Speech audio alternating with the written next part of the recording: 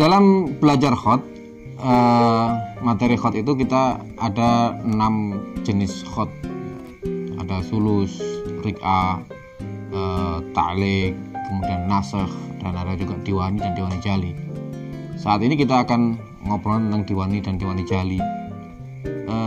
Khot diwani itu muncul pada era kekhalifahan atau raja-raja Turki, dan diwani ini memang banyak digunakan oleh raja-raja Turki sebagai sarana surat menyurat atau semacam perintah rahasia antara raja dan bawahannya, yang rata-rata digunakan atau ditulis oleh para penulis-penulis di Diwan Hamayun. Ya, karena itulah maka dinamakan dengan diwani.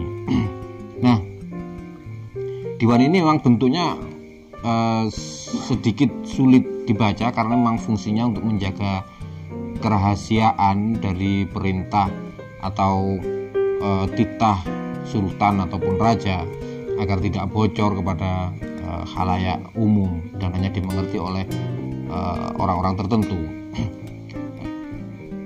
Semua orang di Hamayun atau di sekretariatan negara itu bisa menulis diwani karena memang diperintahkan oleh sultan untuk membentuk satu jenis tulisan yang sulit untuk dibaca orang awam. Nah, karena semua orang menulis diwani, maka bentuk diwani waktu itu memang belum tercover dengan baik. Maka muncullah seseorang yang bernama Ibrahim Munif yang kemudian meletakkan dasar-dasar khot diwani tersebut sehingga terukur seperti yang kita pelajari saat ini, yang nanti pada akhir puncaknya ada di Pak Muhammad Izzat. Nah, diwani sendiri dibagi menjadi 2 macam, yaitu diwani khofi dan diwani jali. Diwani khofi yang biasa saja, tidak terlalu banyak hiasan, sedangkan diwani jali adalah bentuk diwani yang lain dari yang lain dengan banyak pernak-perniknya, karena memang digunakan khusus ini adalah perintah atau top of the top secret, sehingga dibuat lebih sulit daripada diwani khofi.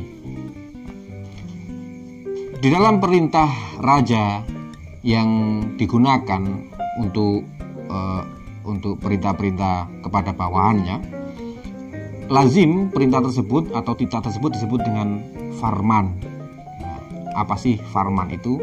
Farman tidak lain adalah perintah raja atau titah raja atau undang-undang raja yang digunakan pada era-era tertentu.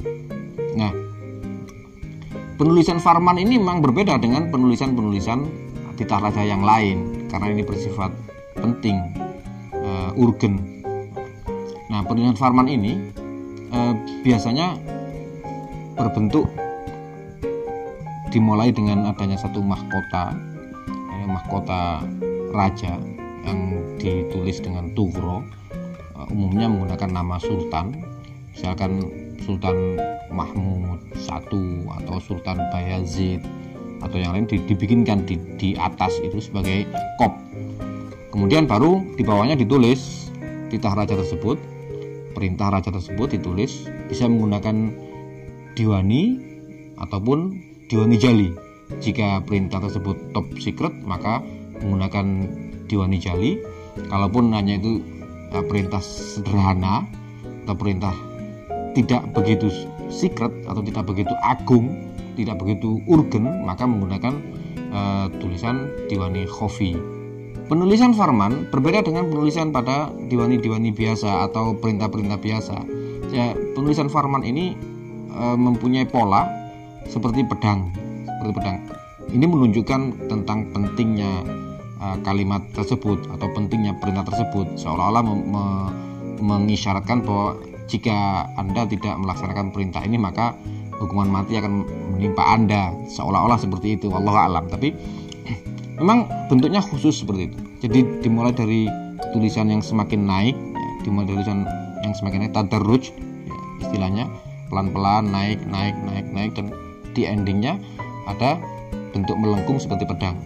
Nah, ini juga dilakukan pada pola diwani jali karena memang fungsinya sama, yaitu penting. Jadi farman adalah undang-undang yang sangat penting yang harus dilaksanakan oleh bawahan raja. Nah, biasanya farman ditulis pada satu lembar besar gitu, dengan dimulai atasnya dengan nama sultan, Sultan Mahmud, Sultan Bayazid, atau sultan siapa, itu nama tersebut ditulis dengan bentuk tughra. Baru kemudian di bawahnya bisa menggunakan diwani jali atau langsung diwani, tergantung keurgenitas dari perintah tersebut. Farman sendiri berfungsi sebagai undang-undang yang paling penting di dalam titah seorang raja. Nah, kata farman ini kayaknya masuk ke dalam bahasa Indonesia menjadi firman, yaitu sebuah ucapan yang tidak bisa dibantah, tidak bisa tidak. Nah, seperti itulah fungsi farman pada era kekhalifahan atau raja-raja Turki.